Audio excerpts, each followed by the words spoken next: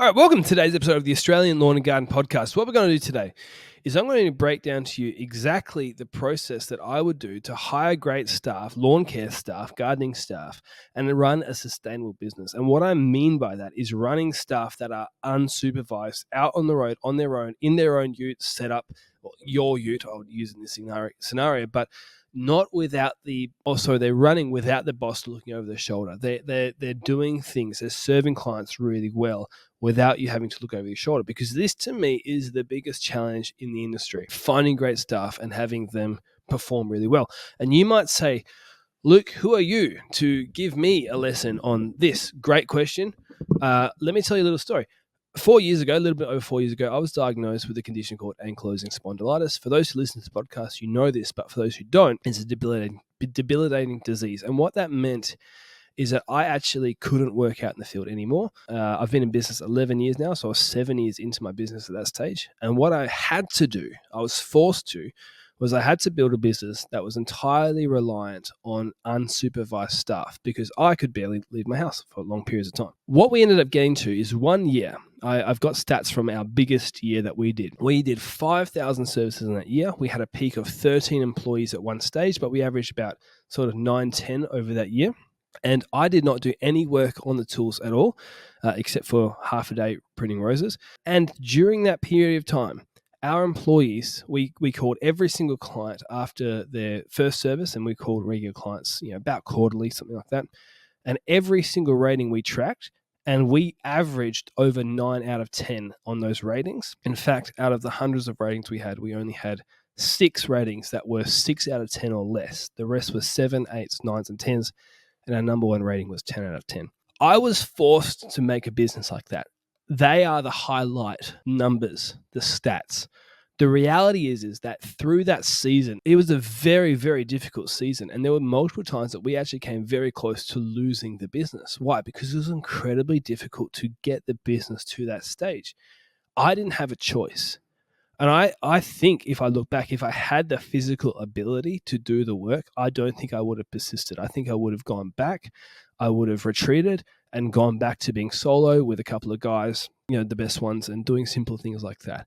And so I'm going to go through the lessons that I learned in that season to the best of my ability, trying to show you the landmines that I trod on and made mistakes with. Well, this is not a masterclass from someone who never made a mistake, but I want to make this podcast so that people who are going through a similar thing that I went through don't have to face the same problems that I had, because I didn't really have the resources that were industry specific. But it happens all the time that people are getting older in the industry and their body is starting to fail, and it doesn't have to be a severe disease like what I have. And what happens is year after year after year, people leave the industry that they love because they can't solve this unsupervised employee issue. And so we're going to try and break down very specifically what the problems are, because I've found for myself that when I break them down specifically, not vaguely or generally, I can then come up with specific solutions because I've really nailed in what the problem is and I can try and solve it. So let's get into the actual meat of this subject. There are 3 issues that I've found that are common, really common in the industry,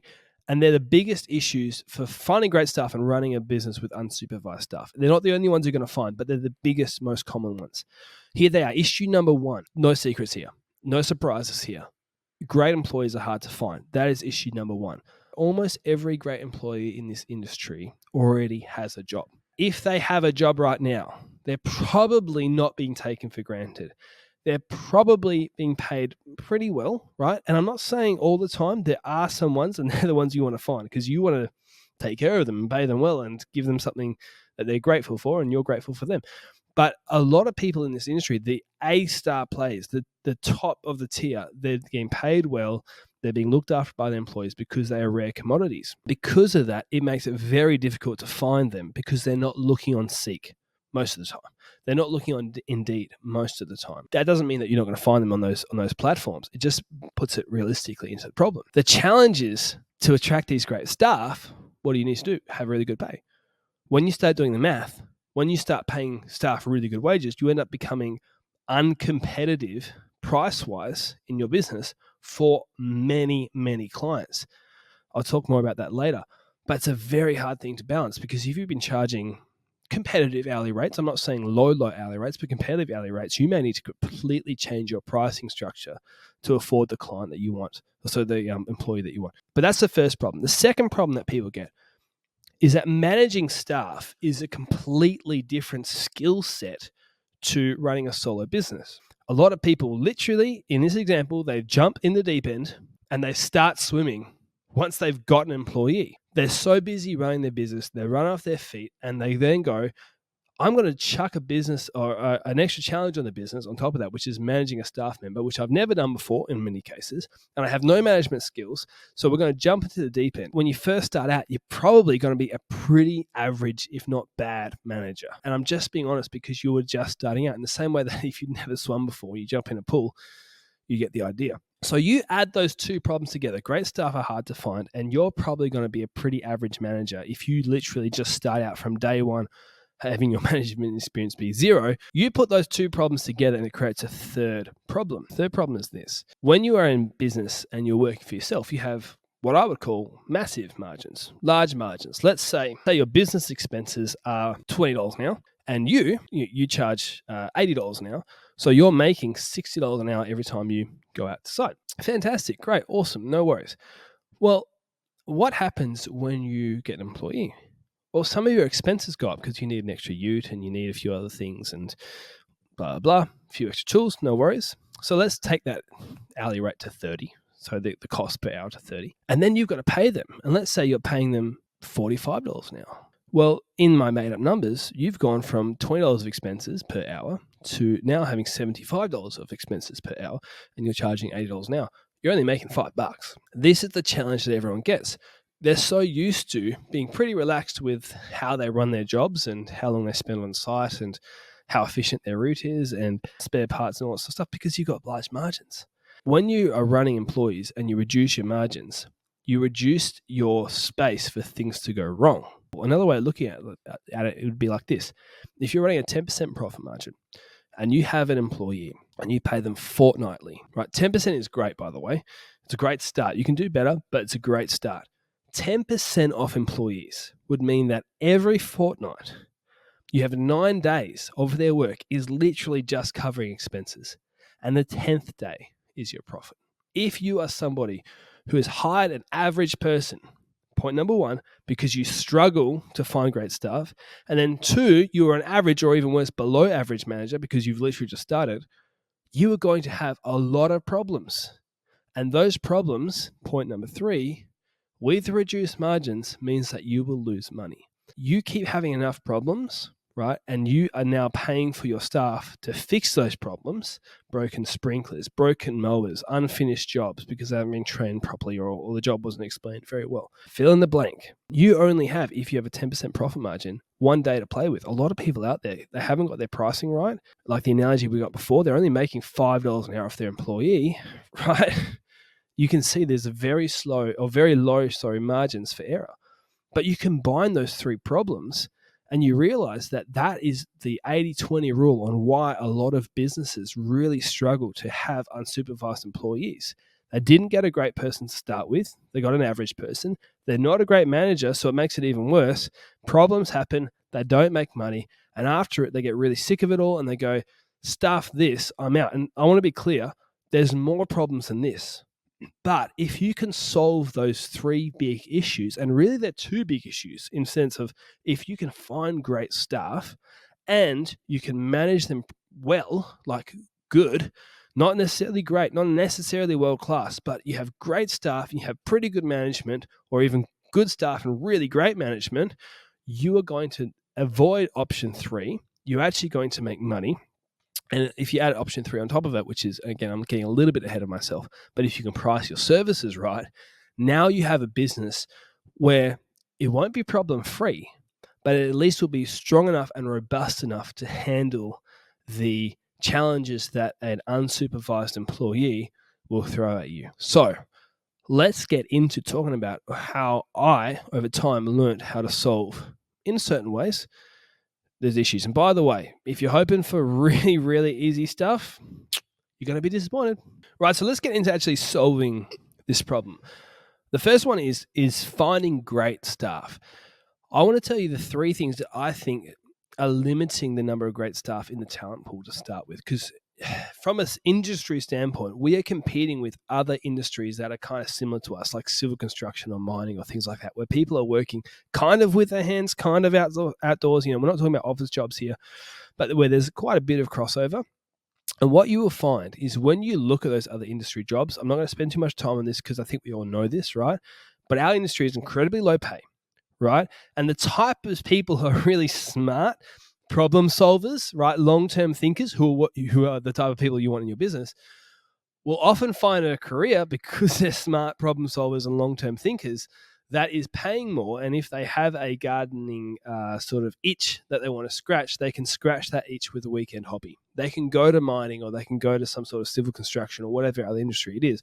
And because they're the sort of problem solvers, they're not going to choose this industry, which means that there's not a lot of great problem solvers in this industry unless they're getting paid really well. The second thing is the majority of people in this industry I have found kind of fell into the industry. They left school and maybe they just needed a job. And so they started doing some sort of landscaping or some sort of gardening. And they were like, oh, this is all right. I'm not saying everybody. I'm not trying to paint everybody with a brush. But a lot of people are like this. They kind of fell into it. And maybe they're not horrible employees, but they're not gold star employees, right? They don't actually have that passion. It's just that they're now 5, 6, 10 years in. And this is the best experience they have, and changing industry seems pretty daunting, so they stay in the industry, whether they love lawn mowing or not. And so they might have bounced from golf course to council to nursery or to whatever. I'm not trying to label a specific niche in the industry as having these types of people, but this job requires a lot of passion because you've got to be working outside. There's a lot of things that are challenging about this job. And to have those sorts of people who just sort of fell into the industry means that they are pretty apprehensive to do the 1%ers.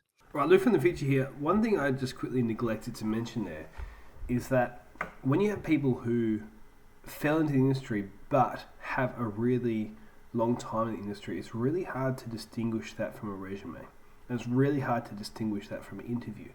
And this is a really important point because there's plenty of people who I've hired over the years who do really well in interviews and they have 6, 7, 10 years in the industry, but they don't have that passion. And what separates a good employee from a bad employee in this industry is often that passion, and it's so hard to distinguish that from a resume only. So I just wanted to add that little note there. It's really relevant. It's very important. I got distracted and moved on in that. But if you've been hiring people in this industry and you think, man, these people have good resumes, but they all seem to be pretty average, that's why. A lot of the other businesses are making do with what they can get, and these people are good enough that they don't get fired, but they're not that passion, amazing 1%er problem solver person that we're all looking for. It's a little bit deceptive. It's difficult to find sometimes. If you're struggling, maybe that's why. So you find there's, number one, industry pay is low, so the problem solvers are in the other industries. Number two, a lot of people fell into these jobs, so the 1% passion, attention to detail isn't there because they weren't really in it because of a love of attention to detail. And the third thing is that the job has a lot of great highs, but also has a lot of great lows. Specifically in our industry, things like, contractor, residential care, or commercial stuff.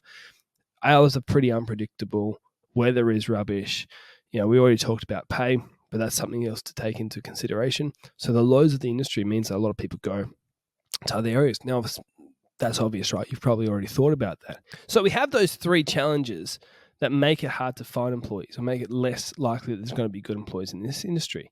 And what happens is this time of year, right, in spring, every year, people have a massive boom, right? And this makes it even more difficult because everybody starts hiring at the same time. Really challenging to find great staff. And what often happens is you now have a time pressure right now because you have a contract that you've just won, or you have a lot of opportunity that's coming up and you feel devastated almost to let that opportunity go, right? You might have been really struggling in years past and all of a sudden you've got this great opportunity. You're like, how do I manage this? But you can see, you put those things together and you can see, like, we're trying to paint a picture of why it's really difficult. If you are under pressure to hire somebody, you have three options. One, you wait for the perfect employee and risk losing those opportunities, which is very emotionally difficult, especially when they're opportunities you want. You lower your standard just to get somebody through the door, which is rife with issues, right? Or the third option is you make systems in your business, management systems, that are thorough enough that you can turn C grade players into B grade players and B grade players into A grade players. But the challenge with that is that's incredibly time consuming. And it's actually very difficult. It takes a certain type of skill set. Not that you couldn't have that, but like we said before, if you're never managed anybody, it's probably unrealistic to expect you to be able to create a system like that in a short period of time, right? And so it's a very difficult spot to be in. We can't wait because we want to take care of the opportunities, right? Or we feel like we can't wait, I should say, because you can always wait, right? But we feel like we can't wait. We don't want to lower our standards, and we don't have the capacity to make a management system, right? So what the heck do we do? Let's do some math here. And maybe this will turn you off hiring employees to start with. And if it does, maybe I've done you a service in that because I've helped you avoid some pain. I said before that a 10% profit margin from an employee is doing pretty well. You can do better, right? But you should not look down at anybody who's making 10% off an unsupervised employee. They're doing fantastic. Begs the question then, if you add a second person and they do exactly as much money as you turnover-wise a year, unsupervised, and you make 10% of that, the dirty little secret is you could just raise your prices by 10% and make the same amount of profit and not taking on any of the risk at all. Well, that is an answer that a lot of people avoid and or a lot of people don't think about. But I think a lot of us, there's a scarcity mindset that comes, and you want to take every advantage or opportunity, or take advantage, I should say, of every opportunity that comes your way, because big contracts don't come around all the time. And there's a village that's contacting you, or there's a private school, or there's this millionaire who wants it, and I've got to say no to this person to fit them in, and you want to say yes to everybody. Maybe the best thing for you to do right now is just to say no. Raise your prices by 10% and you'll make the same amount of money as one unsupervised employee. I said before that if I didn't have my health condition, I think I would have probably given up at certain points. And that is probably because of those numbers, right? If you want to make 10% off 3 employees, why not raise your prices 30%? You might say, well, I can't do that right now because X, Y, and Z. Well, what's easier to solve? The X, Y, and Z problems that will stop you from raising your price 30%, or the A, B, and C problems that will stop you from finding 3 great employees that you can make 10% off? And I would say in almost every circumstance, it'd be easier to solve the solo problems and to stay solo and to raise your prices, right? Now, you may have a long-term vision of hiring people, and that's what you want to do in business. Fantastic. This is what I would do. If you long-term have a vision and you long-term want to hire people, keep raising your prices anyway, because raising your prices means that you can pay really good wages, and paying really good wages is the first step, not the only step, but the first step in finding great employees. And so if you have the luxury of time, take your time. I would not be hiring people right now. It's the hardest time often to find people. Do you know when the best time is? Often winter, financially, very difficult. But if you've raised your prices and you're making a lot more money, you should have that money in the bank. So my quick advice to people who do not have time pressure and have the luxury of being able to say no to these large contracts is raise your prices. Raise your prices as much as you can, make as much money as you can, put a lot of savings away, and then start on management systems. I'm getting ahead of myself a little bit here, but start working on your management systems before you have your employees so that you're not a novice from day one, right? You actually have great, not great, that's probably a little bit strong, but a good foundation for managing employees. And then you can see that you could have the ability through money to hire someone better and your management's not so bad. But what if you're like me 4 years ago and you have some sort of health condition? Maybe it's just old age, maybe it's an illness, maybe it's whatever. And you go, Luke, I don't have that luxury. My body's starting to fail me. I need to hire somebody in the next few months. What do I do? Okay, let's tackle this problem together. This brings back some memories from a few years ago. Let's do it. Here's what I'm going to do. Here's how you find a great employee, the first thing you want to do is you want to specify exactly the type of person you want. And you want to be as specific and as detailed and as nerdy as you possibly can be. I can't overstate that enough. It's really helpful later on, okay? It actually helps guide the questions you're going to ask. It helps guide your how you write your ad, the places you search for, all that sort of stuff. Here's the analogy. Let's say we go fishing together. I'm not great at fishing, right? But let's say I was, and you are a complete novice, and you said, Luke, let's go fishing. And I say, hey, Sally, Tim, Roberto, whatever your name is, what fish would you like to catch? And you go, I don't really know, just a good fish, I guess. Like good in what way? Colorful? Entertaining, like a shark or something? Do you want to eat it? Do you just literally want to catch something? The reason you'd ask that is if you have a very specific request, like say bluefin tuna, you're not going to go get that at the local estuary or pond down the road, right? You're going to have to go to a specific spot, use specific equipment, and use a specific type of bait to be able to catch that specific type of fish. What I find is that a lot of people, they want a certain employee and they look out into the market and they go, I just want someone who's good. And they're doing exactly the same thing, right? When you specify the exact type of person you want to the most pedantic degree that you reasonably can, you will find that it helps give you clarity on the bait you need, the location you need to search, and exactly how you're going to find that person. So let's go through that process together. Do you know what? I'm going to put my notes on the screen here. Here's some questions that you might find really helpful, right? And these aren't the only ones. How many years experience are you looking for in somebody in this industry? Let's answer that question. How many years experience do you want? You want someone, let's say, who's got 5 years experience. I'm making this up, but you think about it as you're listening to this. What kind of experience do you want? Because someone who's got 5 years experience in a nursery is actually not going to be that relevant, although knowledge-wise off the charts, but on the tools, not very relevant. So specify what sort of experience. Be like, hey, I want someone who's actually good on a whippy, can do a vertical edge, or is good with a mower, has got ride-on experience. Maybe the nursery experience is not relevant to you because you don't do a lot of horticultural problem solving, which is what a nursery would be on average good at, right? So how many years experience and what kind of experience? So we want 5 years experience. Let's say this is a more general mowing job. So we want 5 years experience in the industry and maybe 1 or 2 years on similar type of machines, right? Do they need qualifications like a license to spray weeds or anything else? You're cutting a lot of tall hedges. Are you working with heights? Are you solving problems and you want someone who's a qualified greenskeeper, right? Write that down. Do they need to work on their own? Now, if you're watching this video, the answer is probably yes, right? Here's the next question though. Do they need to problem solve without you? Because that's a different thing to working on their own. There's some people who are really good at ticking boxes, and I don't mean that in an insulting way. If you want a box ticker, right, you say mow this lawn, and they mow the lawn, no worries, right? That's a different person than someone who can solve the problem. So you rock up, mow the lawn, the client comes out and says, hey, I think I have this weed. What do you recommend? The box tickers go, I don't know, man. I'm just here to tick boxes. And the problem solvers go, well, actually, I think that's called fleabane. Let me take a photo, use Google Lens or something to solve it. I'll chat with my boss to see what we can do to fix that problem for you. Are you looking for the second? You probably are looking for the second type person, but some people are looking for either one. Specify that.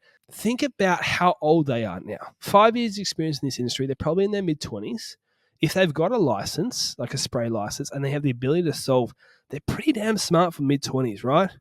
A lot of people in their mid-20s are not doing that. So maybe we need to push the age up and go, actually, this person's I'm probably thinking I'm about 30 plus. I'm not being ageist here. I'm not saying you ignore someone from a specific age bracket because of that. The reason why I'm saying this is I want you to think about the price now, because the price you could pay for someone who's 22 is typically less than someone who's 40. And so if you're looking for traits of people who are older, more mature, and more capable, are you going to be able to attract them with the wage that you had in mind? Even more to that, as people get older, they have more responsibilities, which means more things outside of work, which means that variations in the day and having unpredictable hours makes it less attractive to them. A golf course job that finishes at the same time every day is much more attractive, even if it starts really early and there's a couple of weekend works, than having no idea when you're going to be home each night because you've got 3 kids and all that sort of stuff. And especially casual work where your hours and your budget fluctuates. I think this is a lot of the problem that people have. They don't specify the type of person they have. They don't write down exactly what they're looking for. I guess what they find is they keep putting out a bait that might be great for attracting, say, a 21-year-old because it's casual work for a certain rate and that they have enough experience to meet your lowest end of the quota. But you keep having problems with those sorts of people and you go, oh, there's no one good to hire. And maybe that's because the bait you're putting out, the offer you're putting out, the equipment that you're using is not good enough for the type of people you actually want. So you could keep asking questions and get really specific. How timely do you want these people to be?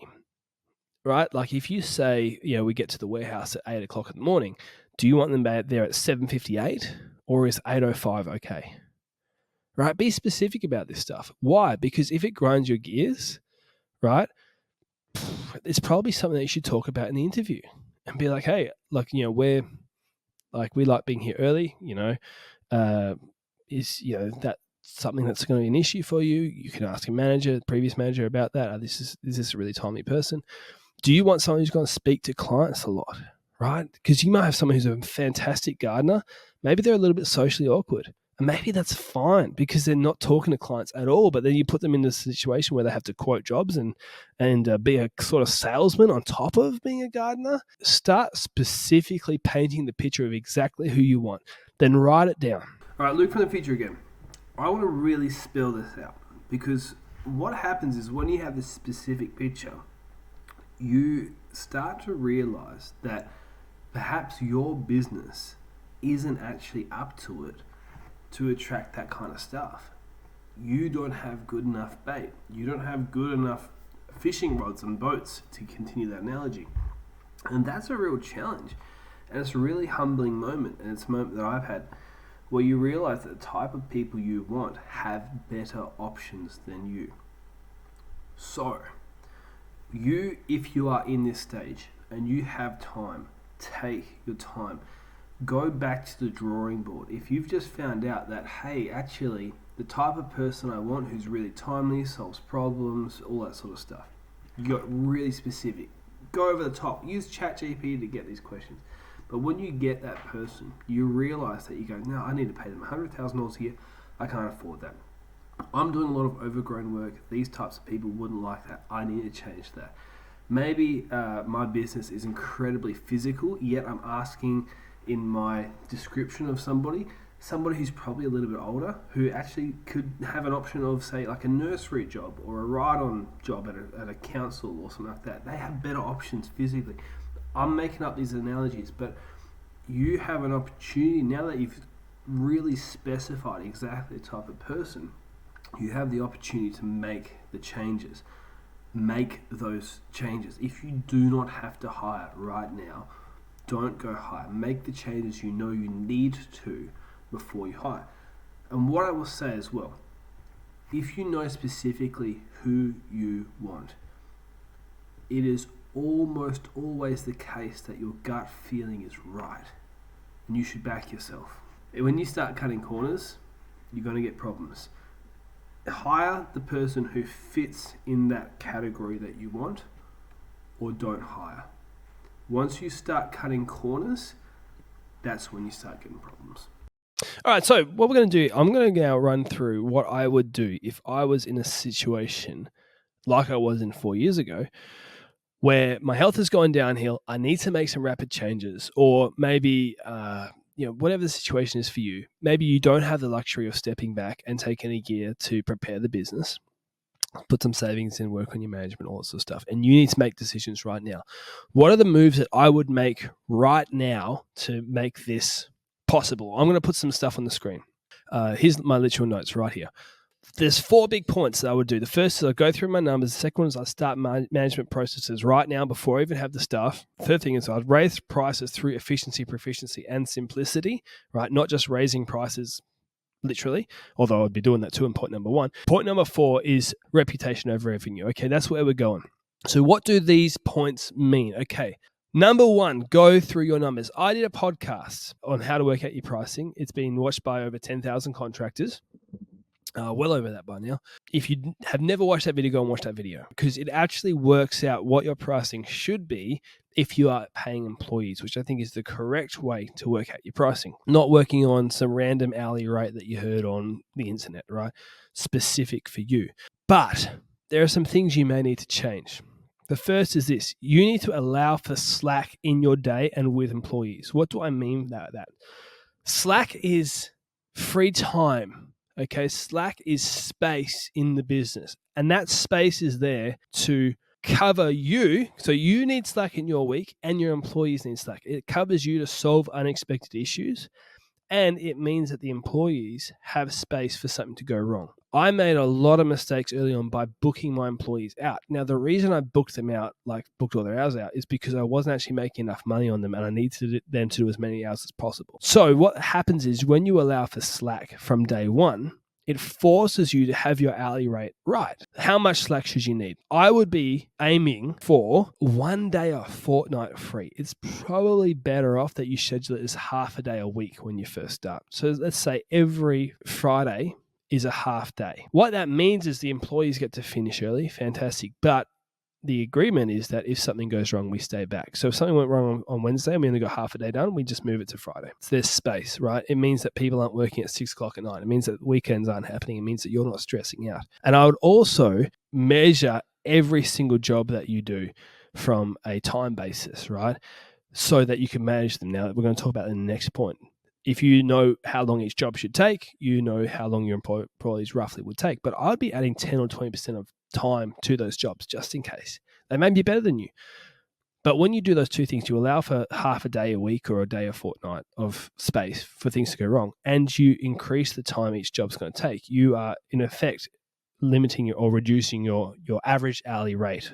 I hope that makes sense. Go and do that spreadsheet and rethink it in that mindset, right? Rethink about it covering the slowness of employees. Rethink about it with that space, because things will go wrong and employees will be slower than you a lot of the time, especially when starting out. That actually deals more with your emotions than it does actually the business, because it is so difficult when you know that the job can be done in 45 minutes.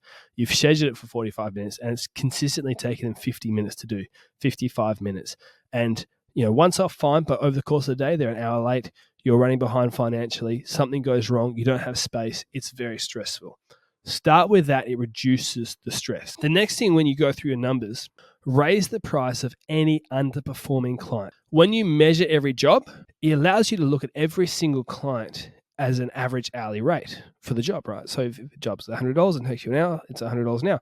The next job might be $100 also, but it takes you an hour and 20 minutes. Go through every single job you do and have a look at what the average hourly rate is, because you should have the price and now the time of the job. What that means is that you have the ability now to get rid of your 20% lowest performing jobs, and you should definitely do that from day one. You can either raise their price to what your average is across the board, or if you look at some of them, you go, they're not going to accept that. Just get rid of them. Just move them on. If you do your hourly rate and you have anything that's below that hourly rate, you should raise it. If all your jobs are below that hourly rate, you've got some problems, right? But hopefully you only need to raise the bottom ones. Now, even if every single one of your jobs is above that hourly rate, I'd still be raising the price of the lowest ones. Maybe not the lowest 20, maybe only the lowest 5, right? The worst ones, because ultimately you want to make your business as healthy as possible before you take somebody on it. Okay, the next thing is remove the most complaining clients. I should have written that better.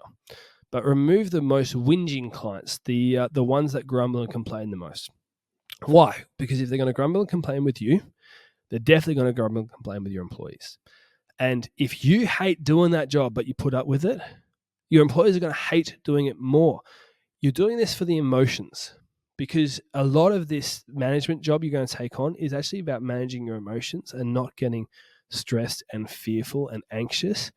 And what you will find, especially if you're someone who struggles with the kind of anxiety, the job that is coming up with that complaining client, that puts anxiety on. When you've got an unsupervised employee doing it, and that lady or that guy is always grumbling, complaining, that's going to be stress. Do you need that stress? No.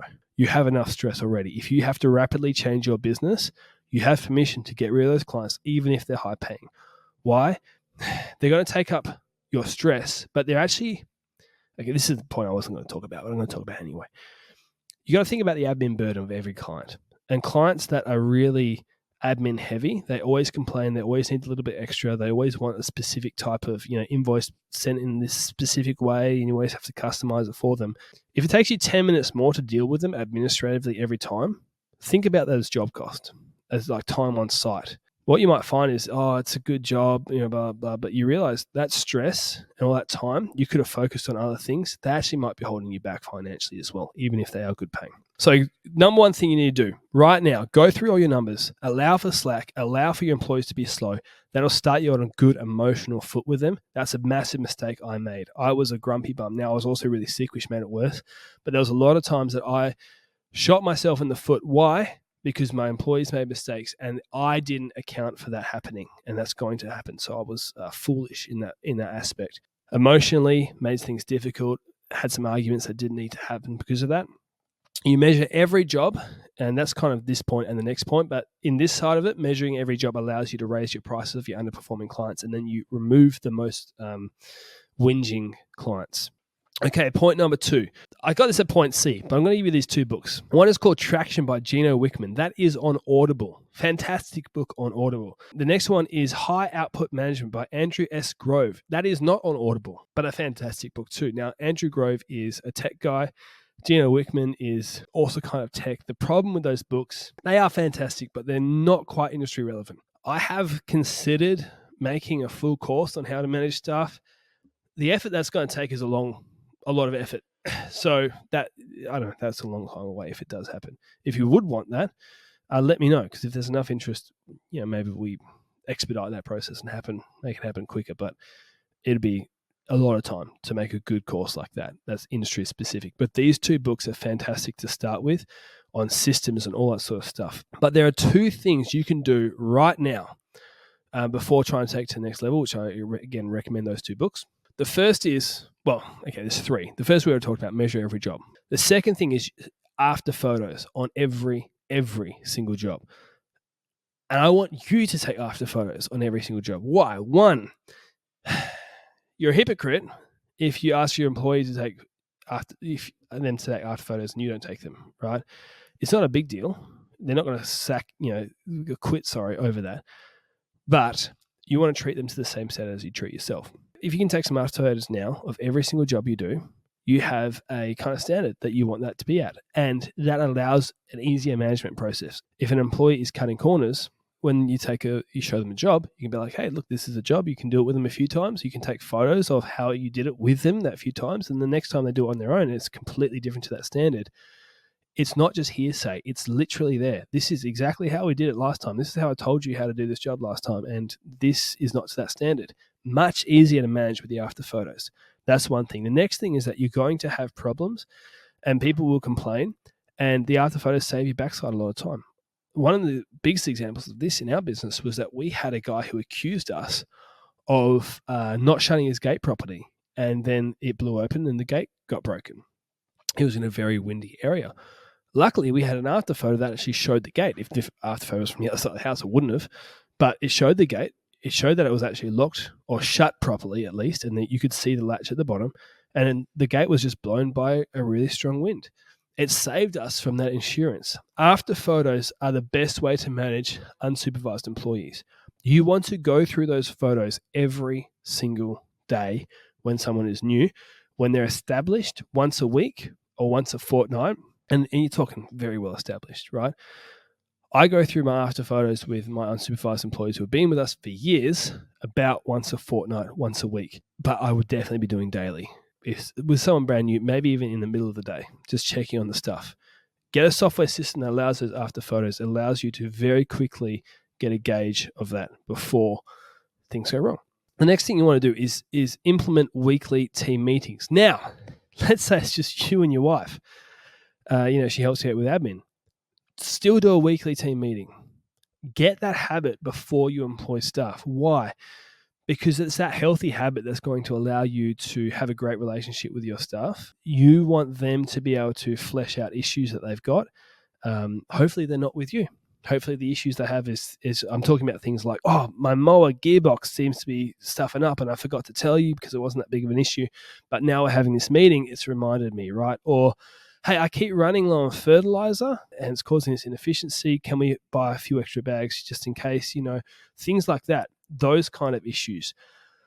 You want them flagged when the issue is immature, it's early, it's young, so that you can sort it out very, very quickly.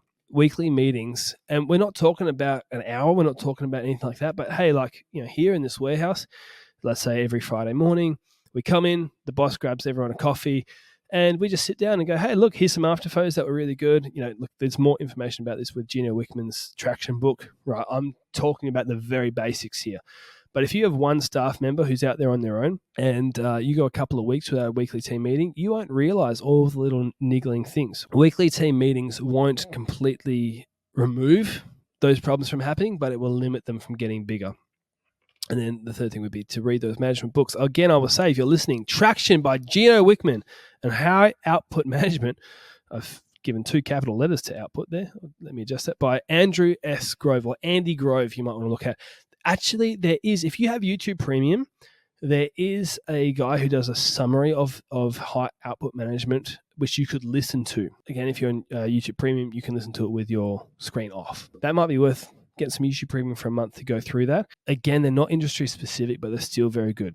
We're now going to raise our prices. Now, we've already raised some of our prices. We might have gotten our prices in order when we did our pricing review, but we're now going to raise our prices through efficiency, proficiency, and simplicity. What that means, when you raise prices through efficiency, proficiency, and simplicity, you're not actually raising the cost of the individual service. You're doing other things around the service that increase. Oh my goodness, we're like an hour into this, I can't speak anymore. They increase your hourly rate through, I guess, intelligent, thoughtful strategy. So let's talk about efficiency. This is obvious. It's investing in equipment like larger mowers or more powerful equipment to cut through the jobs that you're doing.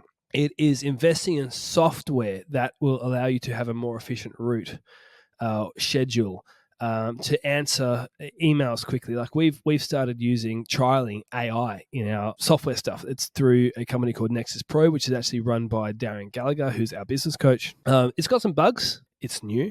But things like that, you can get software. By the way, side note, if you buy the Aussie Green Biz Mastery course, you're going to get 20% off Nexus Pro for a year, which actually equals almost the price of Aussie Green Biz Mastery course on the lower setting. So yeah, it's like a $750 saving from $800 course. Anyways, talk about that a little later. But there are software systems that will help you answer emails, that will help you. Another thing Nexus Pro does that we use is all of our contact gets into one place. So all of our Facebook messages, all of our Instagram messages all go into one location, which means that we can answer them within one app. Text message, email, everything in one spot. Very easy. Automated, replies on certain messages. Like if we have a form on our website that says, if anybody needs a service done in the next 2 days, right? We say like how urgent is the service, and if someone says needs to be done in the next 2 days, they get an automatic response that says we can't do it, whether we had the time or not, because they're not the type of client that we're looking for. So there's things you can do administratively to increase your efficiency. There's things you can do with your schedule to reduce your travel time. And a great thing, I'm not affiliated with these people in any way, shape, or form, is Catch Pro have Defender racks. And we found that Defender racks reduce the time on job by about 30 seconds. Now you might go, that's not a lot of time. And it's not on one job. But if you're doing 10 jobs a day, that's about 5 minutes a day. You put that over the course of a week, right? And what does that equal? Well, it's getting close to half an hour. Sometimes that's not meaningful half an hour. It just means you're home 5 minutes quicker. Sometimes it means you can fit in an extra job. If you can get a lot of different things like that put together into, an extra minute here, an extra 30 seconds there, an extra, 2 minutes here over the course of a day, you can start saving 15 minutes, 20 minutes a day. And when you start doing that, now your hours over the week, you're actually fitting in a lot more work. Think about it that way. So raise prices through efficiency. The next thing is raise prices through proficiency. Now this, I probably should put this third because it's the least important one to do. It's the easiest and best to do when you're solo. It's the hardest to do when you have employees. Why? Because proficiency is increasing the perceived value of the work. Why? Because you're solving more complicated problems. So pulling out weeds is seen as a very basic service, rightfully so. Why? Because just about anybody can do that, right? But understanding pre-emergent herbicides that will prevent your weeds for 6 months is seen as a lot more technical, and it is, right? But it's not that technical. It's not beyond most gardeners. And it's an expensive herbicide if you're using something like Barricade. So you can easily charge $250 an hour for a service like that. Why? Because you can charge $100 for a job that's going to take you 20 minutes to do, right? And the client doesn't care because the product themselves is going to cost them over $100, and they're just happy you did it, and it sorts their weeds out for 6 months. What a deal! But your hourly rate's through the roof. Aeration is another one. Irrigation is another one. The problem is, we'll talk about that next. There are some problems with going down proficiency. The synopsis of it is that it makes it more complicated to manage staff because you now have more complicated services. But if you hire the right people who are actually already knowledgeable and good in that area, it is an option. A really simple way to add proficiency, I think about like with the would you like fries with that of the industry, is adding on additional services to your mowing round. Mowing is usually the backbone of most of these businesses. If you can say to somebody, hey, we are mowing your lawn for, say, $100 a month, sorry, $100 a fortnight, and we could add, say, $30 of weed spraying to your, relatively small garden beds once a month, and it would pretty much keep on top of the weeds. You might get a few big ones come through, and we might hand pull those when needed, right? But it'll keep on top of most things, and we can charge you $30 a month. Most clients will go, if they have the budget, that is, they go, hey, why not? That's a pretty good idea. I'm gonna have to do it anyway over the course of the year. What's that? $300, man. $300 in weeding is not that much these days. They'll go, that's a great deal. What they don't realize is that $30 of spraying might only take you 7 minutes. So you're doing $100. Let's say it takes you an hour to do that job, $100 an hour. $30 in 7 minutes after it, without any travel time, that really, really boosts your hourly rate. You do that 3 or 4 times over the day, and you may lift your hourly rate over the day from $100 an hour to, say, $115 an hour, just like that. And it's that kind of proficiency which is quite easy to do. It's low-hanging fruit. But you can imagine that if you changed all your services to aeration, irrigation, spraying services with a little bit of mowing, right, you'd be basically doing what we did, which is lawn care packages, and your hourly rate would be through the roof. And that's literally the process we've gone through. But it is technically challenging. And if you do not have the knowledge or the experience, you're limited in how many of those services you can take on. But still think about it. The final thing then, when it comes to proficiency, is simplicity. This is underrated, really underrated. When you take on staff, non-billable hours are so important. When you are solo, they're not that important, right? Simplicity is this: reducing the number of services to reduce training and to reduce the things that can go wrong. It also reduces the amount of equipment that you need, and that's really valuable. So let's just start with equipment. If you only do mowing services, right, which would be in direct contradiction to the proficiency thing we just talked about, but it's an example, right? I'm not saying you simplify down to one service, by the way. I'm just saying you remove unnecessary services, right? I'll talk about it a little bit more. But let's say you only do mowing. Well, if you were also going to do chainsawing work, it's a completely different skill set, but it's also thousands of dollars more in equipment. There are danger things that go on with that. There are safety problems, I should say. There's PPE you need to buy. The thing is, you can't do those services at the same time because you're one person, right? What you will find is you're going to have thousands of dollars of equipment sitting around doing nothing. You're going to train up for a staff member up for something that they don't do that often. If you're 90% mowing and 10% tree services, you might have to switch all your gear out at the start of the day to switch all out. That's all unbillable time, right?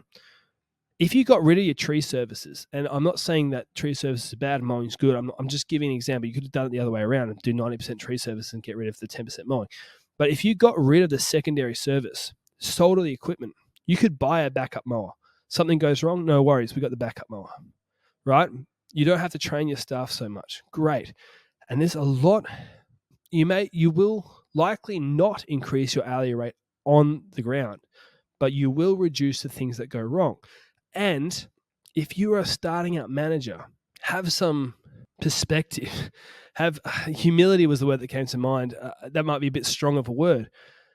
But the reality is, if you're just starting out, the less services to manage and to train on, the easier it is going to be for you. If you can keep your business really simple, a few core services that includes a certain level of proficiency, and then have great equipment, great scheduling, great admin, so you're really efficient at it, you are in the Goldilocks zone right there.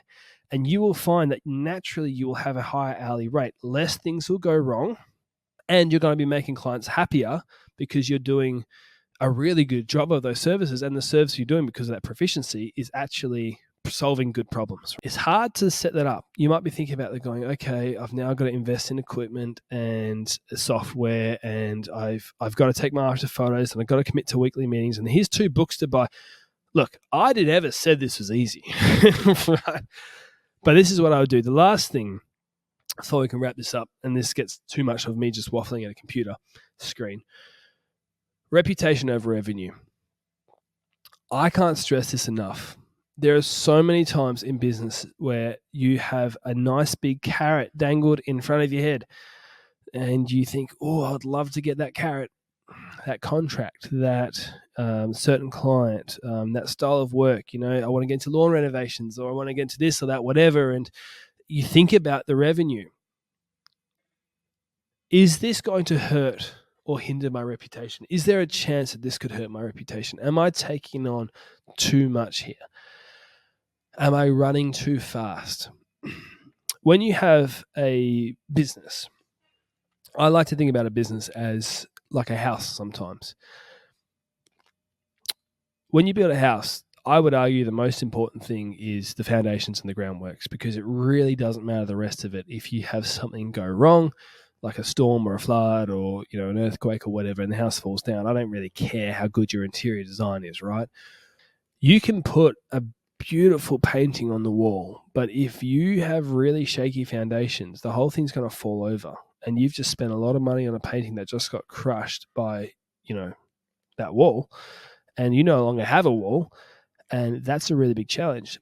And a lot of people get sucked in by the high hourly rates, or by not really high hourly rates, actually. It's often big number contracts, a 6-figure, 100,000 plus a year contract at a retirement village, but the hourly rate's low, when you go, but I think I can make it work.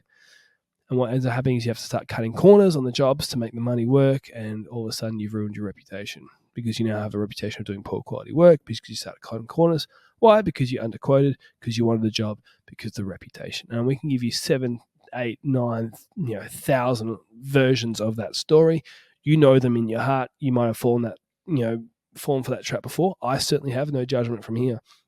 I'm not trying to pretend like I've made all the good decisions, but I'm trying to point out that the smartest, wisest, best long-term decision is always when you think about your reputation over your revenue. And that is what's going to make this last one is actually going to make it really difficult for you, because everything I've given you to build that system up, right, is a lot more work, right? And you go, well, I've got to allow for slack. I've got to measure every job. I've got to raise my prices of underperforming clients. I've got to remove the complaining compliance, take after photos, have weekly team meetings. I've got 2 books at least that I've got to read. I need to focus on efficiency, proficiency, and simplicity, and I can't cut corners on reputation. Some of you go, that's a bit too hard. If you think that, I just wouldn't do it. And I'm not saying that to be, that might have come across a little bit coy. I'm being serious here, because it is a real challenge to do this sort of stuff. And I said before that if I didn't have the health issue, I don't know if I would have pushed through and persisted as much as I did. I had to. And so that's what I would do. There's a lot of other things we could talk about. We could talk about how to get more clients now, right? Because you need employees, right? Got to get a lot of clients. Okay. We could talk about how to attract good clients, because, that reputation stuff's pretty good. We can talk about how do you get efficient, Luke? How do you do all this stuff? This is foundational stuff. Before I finish off, we made a course. It's called the Aussie Green Biz Mastery course. It's not going to help you go from 1 employee to 5 employees. It's not focused on that, but it is focused on the foundational stuff. If your hourly rate is low and you want to know how to increase it, you want to know marketing systems, you want to know how to schedule services, this is really what I taught for people who are starting out in business, or they're really good at the business side, they've been in for a year or so and they struggle. Sorry, they're really good at the gardening side, they've been in business a year or so, but they struggle at the business side. I used to get asked a lot for business coaching. And the reason why I made this course is because I kept saying no. And if anybody asks me after this, they want business coaching, the answer is still going to be no. If you want business coaching, some of you need it.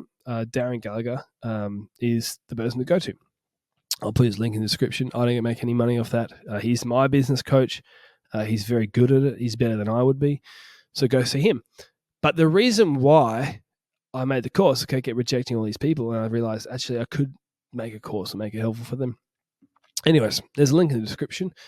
And I think that's all I'm going to say in this podcast. If you have any questions, please send them through because I might make a few follow-ups to this. Like I said, I've thought about making a course. It's going to be a lot of effort, and I do want to help people in the meantime. So maybe we can do a couple more like that. But thank you for making it to the end of the podcast and to listening to my waffle for such a long period of time. Everybody, I will see you in the next podcast.